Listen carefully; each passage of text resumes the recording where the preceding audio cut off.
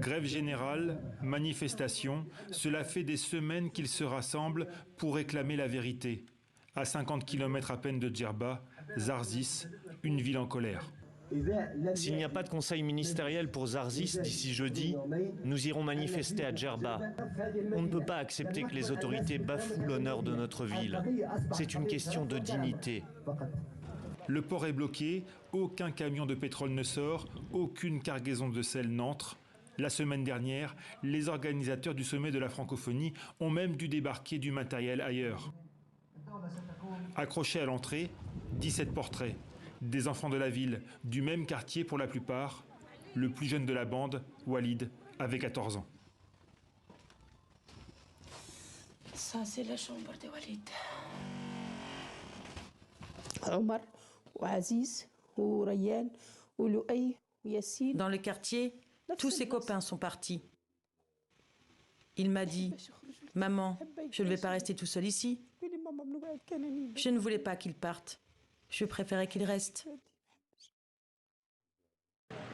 Le 21 septembre, Walid, 15 autres jeunes et un bébé montent sur un bateau. Direction l'Europe, l'île de Lampedusa.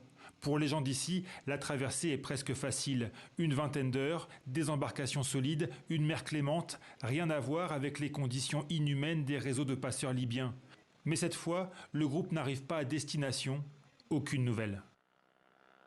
Les autorités nous ont dit « Ne cherchez plus vos enfants, ils sont en Libye ». Mais on a réussi à localiser le téléphone de Walid, au large de Djerba.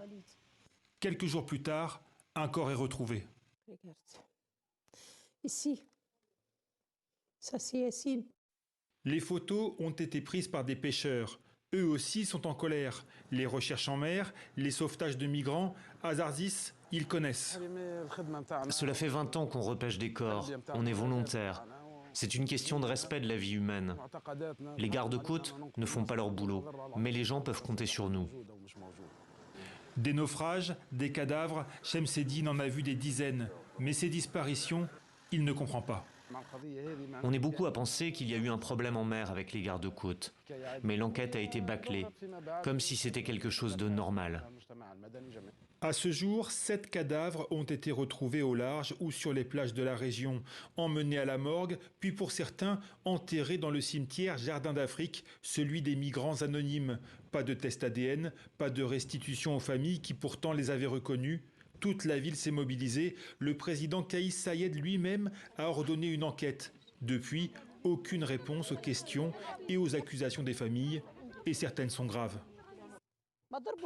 Je suis sûre qu'il s'est passé quelque chose avec les gardes-côtes.